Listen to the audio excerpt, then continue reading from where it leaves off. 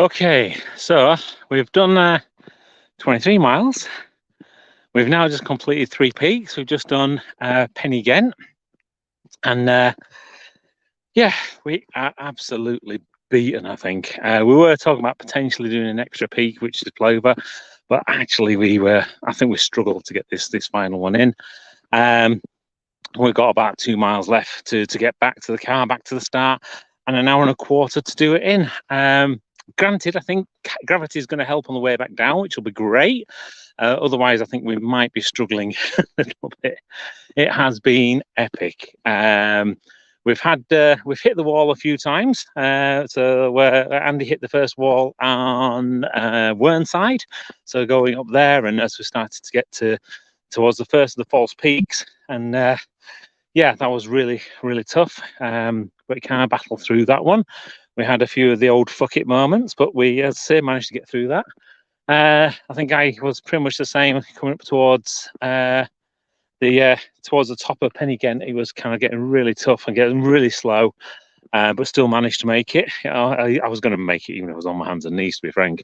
And even Ruby stopped pulling. My God, it took over 20 odd miles for her to actually stop pulling, but she has. Not that we've had to need her on a lead all that often, because there has been a few places with like sheep, and there was there was one point where the bull in her field, so I ended up having to actually carry her past the bull just to make sure there was going to be no kind of issues there. But the bull was quite calm and didn't really do much. But we were like, within 2 meters of the bull, I think, ish. Could have easily reached out and probably stroked it if we really wanted to, but I really didn't want to. So yeah, we're going to head back down now. Hopefully still make it within the 12 hours, but to be frank, we'll just be happy if we still make it. It's quite interesting when you think about the whole things that you go through with things like this. When you do kind of hit the wall, it's the same as, for example, when you're pushing yourself outside your comfort zone, or you're trying to do something different.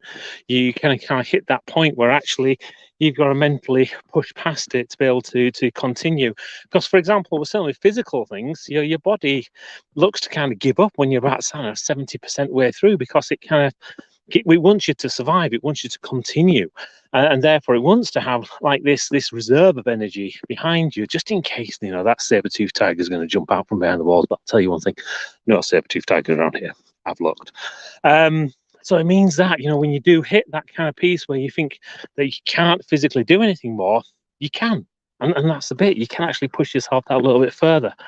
I'd like to thank everyone so far that has supported us and have also given generously to the RNLI. It's very much appreciated, and there's still time. So if you'd like to contribute, then please do so. Please follow the link in the Just Giving site, and they'll be able to process that and do that with you. So again, thank you very much to everybody who has supported us.